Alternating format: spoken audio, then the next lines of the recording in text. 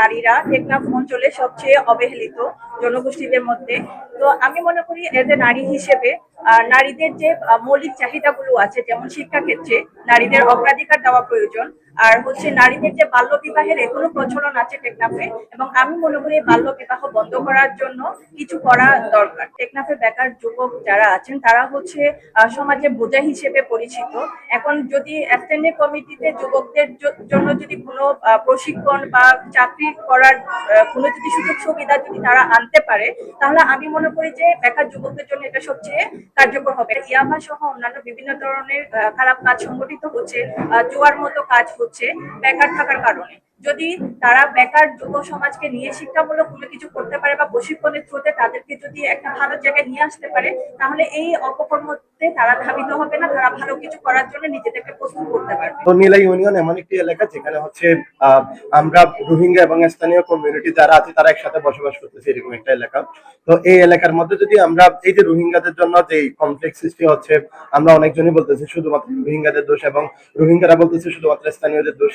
এই কনফ্লিক্ট গুলাকে বিভিন্ন ধরনের অ্যাওয়ারনেস সেশন এবং বিভিন্ন ধরনের ক্যাম্পেইনের মাধ্যমে যদি সচেতন করতে চাই, এই যে ইউনিয়ন পরিষদের স্ট্যান্ডিং কমিটি গুলো আছে, এই কমিটিটা আমাদের ইউথদেরকে দিলে আমরা আমাদের মাধ্যমে এলাকার সর্বসাধারণের কাছে এই মেসেজ গুলা পৌঁছাতে পারবো, যাতে আমরা একসাথে শান্তিপূর্ণ ভাবে এবং পিসফুল ভাবে একটা কমিউনিটি গঠন করতে পারি। বেকারত্ব আছে, যারা বেকার আছে তাদেরকে যদি এখানে রাখা হয়, তারা যে বিভিন্ন ধরনের ইভেন্টে করবে, কাজ করবে, সেখানে তারা খারাপ কাজ থেকে বিশেষ করে মুক্ত থাকবে আর কি। মনে করেন এলাকার জুয়া, তারপর যে মাদক, সেগুলো থেকে ওরা বিরত থাকবে। আমাদের পাশে যে রোহিঙ্গা কমিউনিটি আছে, হোস্ট কমিউনিটিও আমরা রোহিঙ্গা কমিউনিটি এবং হোস্ট কমিউনিটি মিলে আমরা একসাথে, শুধু আমরা যে মাদক শুধু রোহিঙ্গারা বিক্রি করতেছে এমন না, হোস্টরাও মিলে করতেছে। তো আমরা যে মাদকটা যে বন্ধ করতে পারবো এখনই, এটা কোনো কথা না। তো আমরা এমন করতে পারি, হোস্ট কমিউনিটি এবং রোহিঙ্গা কমিউনিটি একে অপর কমিউনিটিকে বুঝিয়ে আমরা সম্প্রীতি বজায় রেখে একসাথে বসবাস করতে পারি। ইউনিয়ন পরিষদের যে স্ট্যান্ডিং কমিটি গুলো রয়েছে, ওখানে যদি নারীদের অংশগ্রহণ বাড়ানো যায়, তাহলে নারী নেতৃত্ব বৃদ্ধি পাবে এবং আমাদের স্থানীয় জনগণের সাথে একটা নেটওয়ার্কিং তৈরি হবে এবং তাদের যে এই মতামত গুলো আমরা নিতে পারবো। এই যে স্থানীয় কমিউনিটি লিডার হিসেবে বা ফিমেল লিডার হিসেবে, তো আমাদের এখানে জবাবদিহিতা বাড়বে এবং আমাদের যে ইউথরা আছে তারাও ইনভলভ হতে পারবে। বৃষ্টিপাত হচ্ছে, পাহাড় ধসে বিভিন্ন বাড়িঘর ভাঙচুর হচ্ছে। আপনি হয়তো শুনেছেন বা ইলেকট্রনিক্স মিডিয়ায় আপনি হয়তো দেখেছেন, 4 নম্বর ওয়ার্ডের পাংখালি ওই গ্রাম থেকে একই পরিবার থেকে 4 জন মাটি চাপা দিয়ে মৃত্যুবরণ করেছে।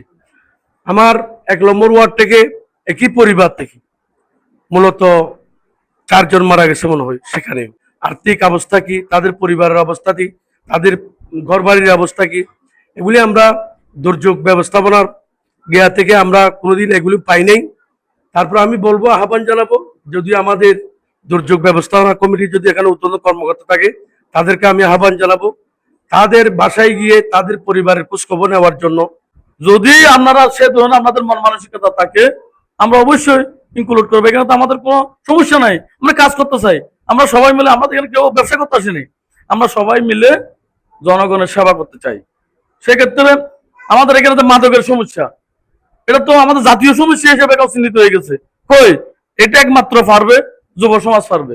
আমি গতকালকে সিএসি অফিসে, আমার নয়াপাড়া সিএসি অফিসে আমি মিটিং করেছি, মানে শিক্ষকরা ছিল, ক্যাম্পের সব মাঝিরা ছিল। আমি বলছি যে 15 থেকে 21 বছরের যে ছেলেগুলো আছে, এদেরকে আপনারা অ্যাওয়ারনেস দিয়ে ঠিক করেন। ওখানে হাই স্কুলের টিচার ছিল, তাদেরকে বলছি যে আপনারা শিক্ষক আছেন, ছাত্রদেরকে আপনারা বুঝান, বিশেষ করে এই বয়সের যুবকরা আজকে বিপদগামী হচ্ছে। এখন কথা এটাই, আমাদের এখানে অনেক সমস্যা আছে। যদি আপনাদের সে ধরনের আমাদের কাজে যদি আপনাদের এঙ্গেজ করতে চাই, সহযোগিতা করতে চাই, অবশ্যই ওয়েলকাম, মোর ওয়েলকাম, শুধু ওয়েলকাম না, খুব বেশি ওয়েলকাম দেবো, আমরা স্বাগতম জানাবো। আমরা চাই, আমরা কাজ করতে চাই।